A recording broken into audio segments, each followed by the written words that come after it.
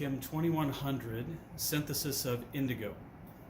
This week we're going to be making indigo powder, reducing it, soaking it into a cloth, in this case a towel, and dyeing our towel indigo blue, just like a blue jean. So we're going to start off, here's our reaction vessel. This is a 50 ml round bottom flask in a heating mantle. We're going to start off by adding our orthonitrobenzaldehyde, 750 milligrams. We'll add a spin vane so that we can mix this during the reflux, and 6 milliliters of acetone. I'll take my 750 milligrams and I'll carefully add that into my round bottom flask using the crease of the whey paper. You could also do this with a funnel. So there's my solid. I'll mix it in with, actually what I'm going to do is, if you zoom in there, you can see that I've got a little bit of powder. So I'm going to go grab a pipette and I'm going to pipette in my 6 mils of acetone so that we can get all of that off the neck of the flask before we put our reflux condenser on. Okay, so we'll just use this gently around the edge.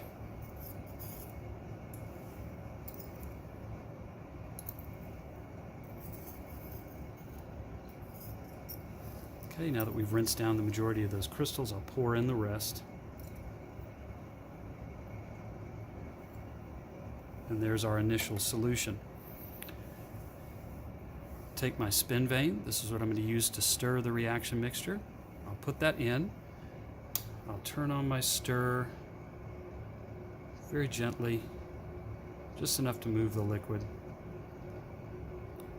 I'm about 400 RPMs right now. That should be fine. I'm going to set a reflux condenser on top of this. So here's our water-cooled reflux condenser. I'll seat that into place, and I've got to make sure that I clamp it so everything's stable.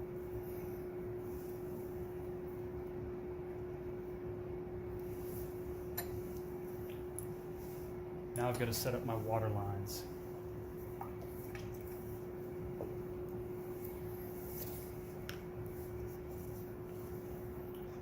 I'll have one tube going to our faucet here. That will be connected, of course, to the bottom of our condenser. We're going to fill this from the bottom up, just like we've done previously. I've got my outlet that'll go to the top fitting on my condenser. That will travel down into my cup sink.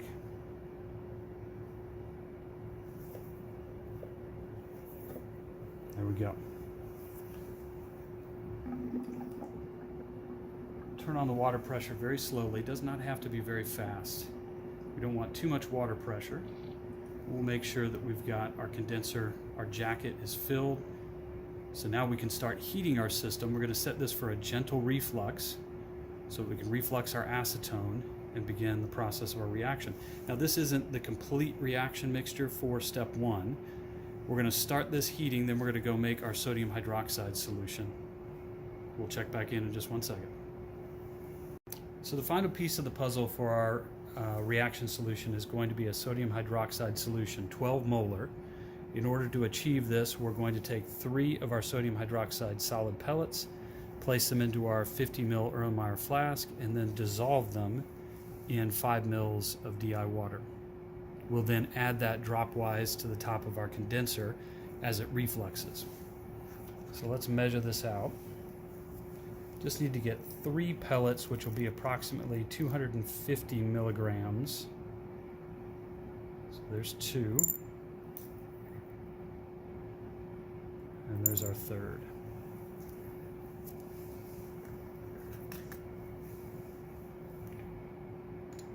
Mix in our DI water. And then I'll swirl this until our pellets have completely dissolved.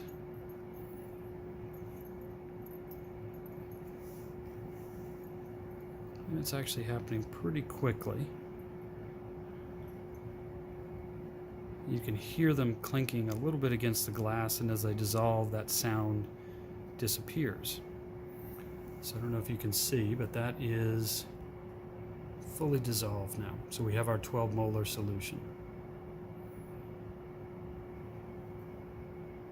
All right, so we're going to go back and add this dropwise over the course of 5 minutes into our reaction vessel. So now that we've made up our sodium hydroxide solution, we check back in on our reaction vessel and we see that we've actually achieved reflux. We can see our droplets recondensing out of the condenser back into the reaction flask. So now it's time to slowly add this new solution into our reaction mixture. So just to give you a point of reference, we've set our heating mantle to 6, and that's giving us a nice gentle reflux for our reaction. So we can make note of that on our data sheet. Now we're going to go ahead and start adding our sodium hydroxide solution over the course of roughly 5 minutes. Now that we've got our reflux started, let's start adding our hydroxide solution, 12 molar, dropwise over the course of 5 minutes. And we're going to do this through the condenser so that we keep our acetone from fuming out.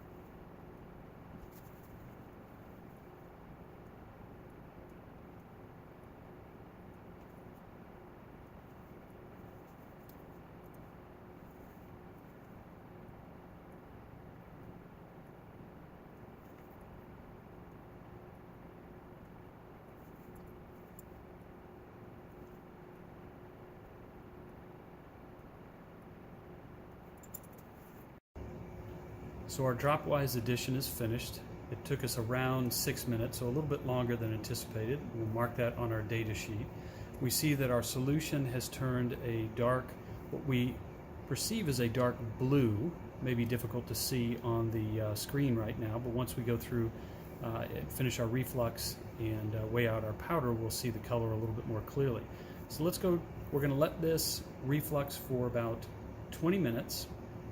We'll come back and check on it. In the meantime, let's go over and look at our data sheet.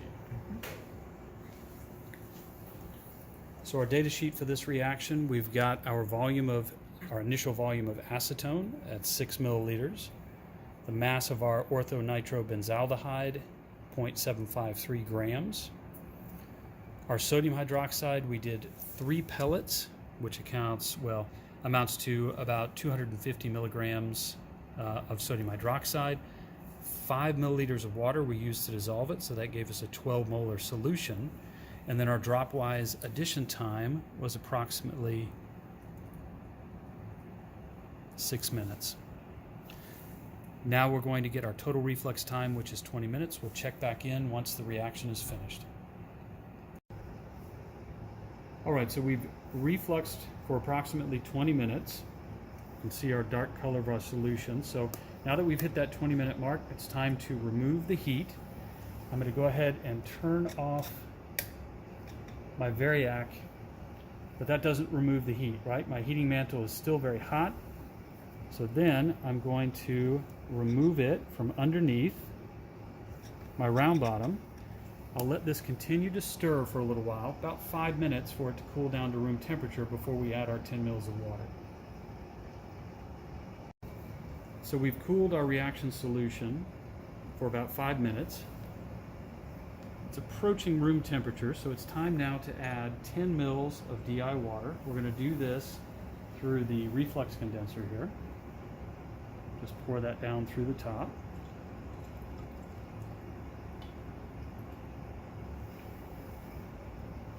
We've still got it stirring here. Now I'm going to go ahead and remove my reflux condenser. Set that to the side.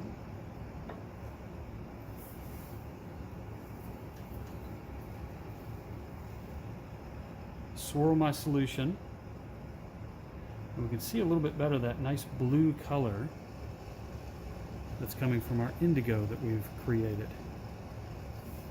I'll set this flask in an ice bath for about 5 minutes to let it cool, and then we'll go through the process of isolating our indigo powder. We'll check back in just a few minutes. All right, so we've finished cooling our solution in the ice bath. So we're ready to go through our filtration process. We removed our spin vane. You can see there's a little bit of our indigo. So on our spin vane, we'll clean that off in just a minute. For now, we're going to set up our suction filtration apparatus. We have our filter flask clamped, our neoprene adapter. We'll go ahead and set up our vacuum hose.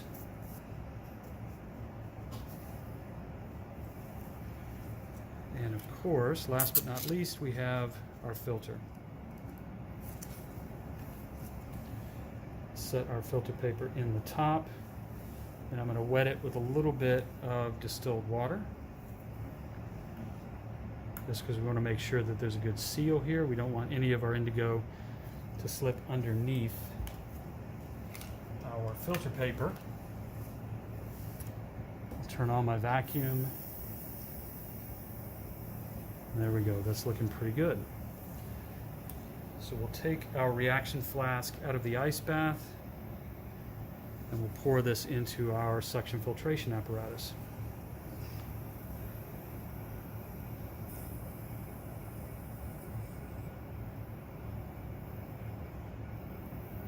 And there is our indigo. Nice dark blue color.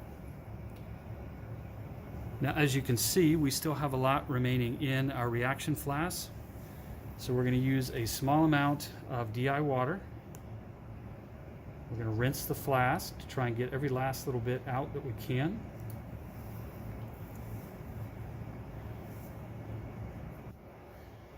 Swirl that around, and then pour that into our filter flask as well. Still have a little bit. I'll use the backdrop here. We can still see some of that remaining.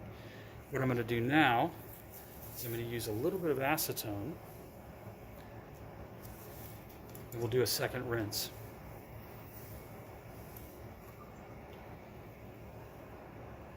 These are not specific volumes. We're just using small amounts, not too much.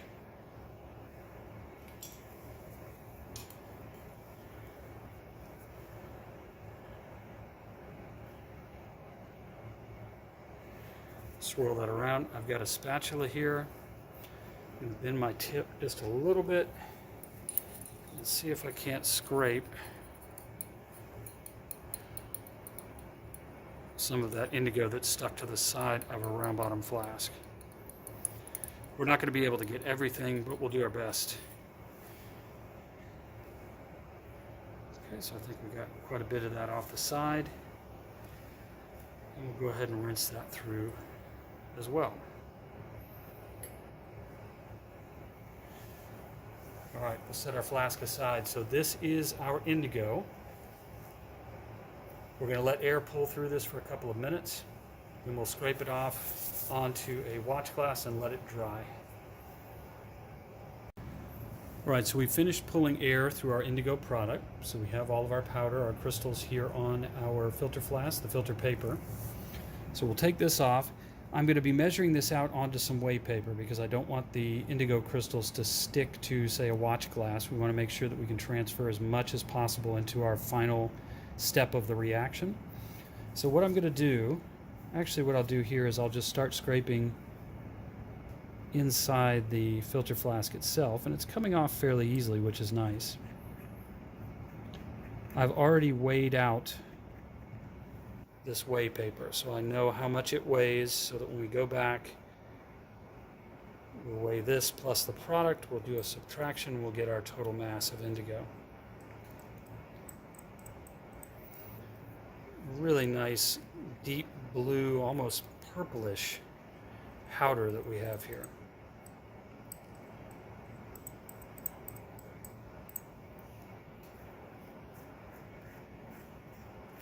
And I'm going to try and get everything that I can off of my filter paper and out of the flask, but there's going to be some that's left behind. That's always the case.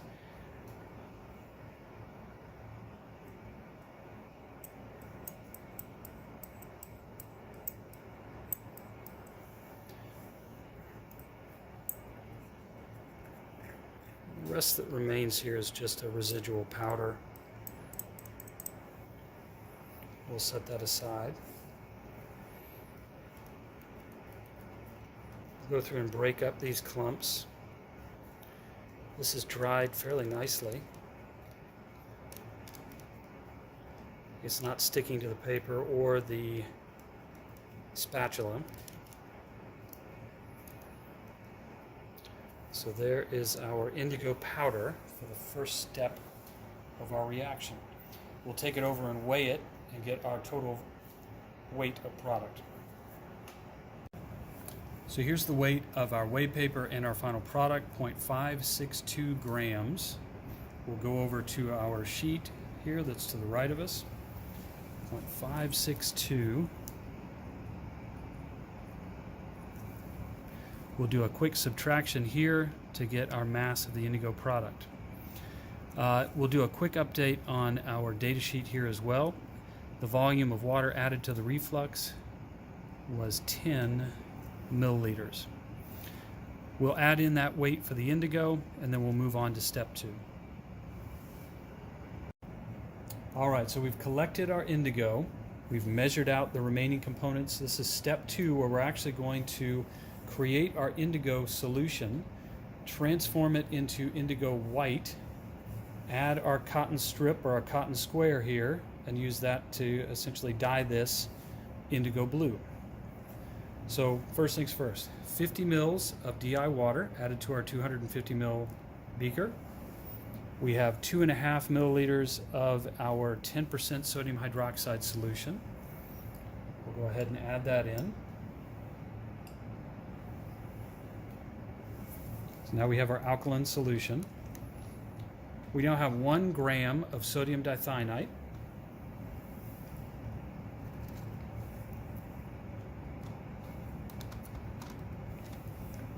Okay, we add that in. I'm going to swirl it a little bit to get it mixed in.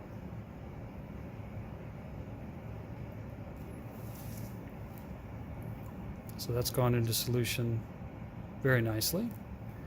And then last but not least, we have our indigo blue.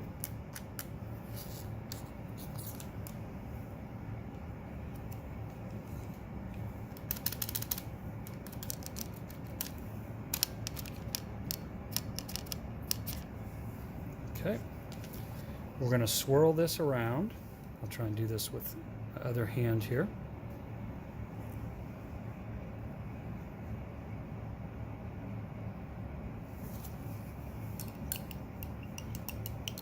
And we want to swirl this until our dark blue actually becomes a yellowish blue, a very light yellowish blue that tells us that we've gone through the transformation from water insoluble indigo blue to our water soluble indigo white.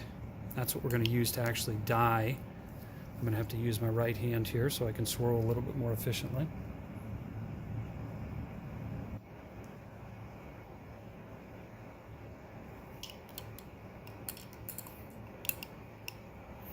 And we're going to aid this process with a little bit of heat. So we've heated up a hot plate to about 60 degrees.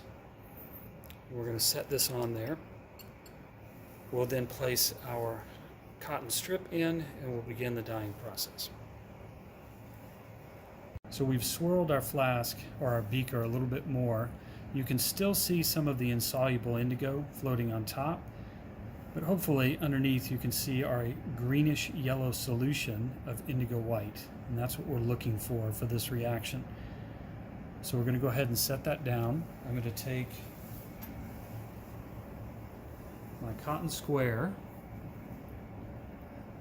and I'm going to dip that into our vessel, into our beaker here, and we'll set this onto the hot plate and let it heat for several minutes.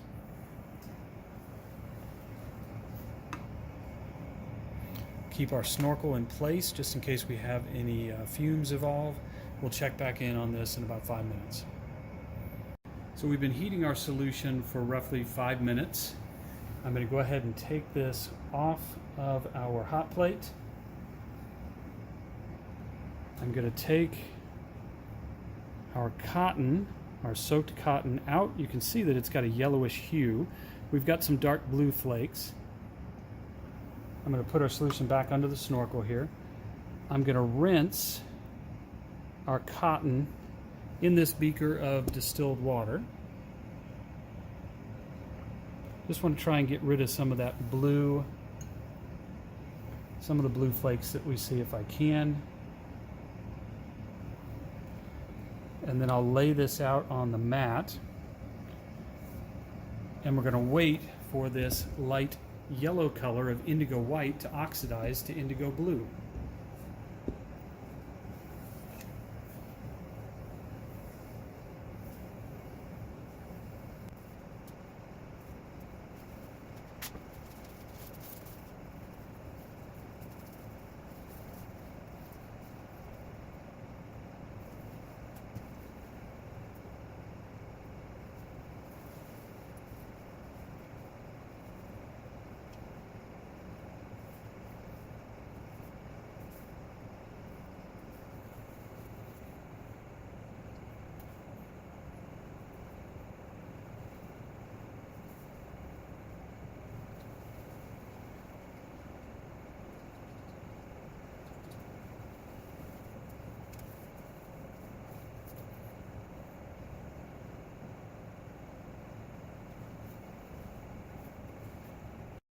Okay, so we finished our drying process.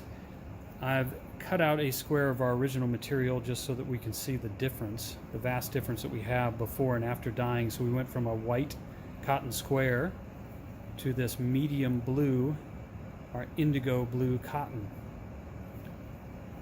Let's take a look at our data sheet. Our reduced indigo was a light yellowish green solution, and our fabric, after we heated it in our solution and then washed it with water right afterwards, was a light yellow, which gradually darkened to or changed to our medium blue color after oxidation, right? So the oxidation was turning our indigo white back into indigo blue, and that's the color of our fabric after drying or oxidizing, is a medium blue color. So that's the end of our data sheet here. The only piece of the puzzle that we haven't added here is one that you'll have to do on your own, which is the percent yield of your indigo. You'll have to perform your calculation using your specific numbers that you obtain in class. All right, good luck with your handouts. We'll see you next week.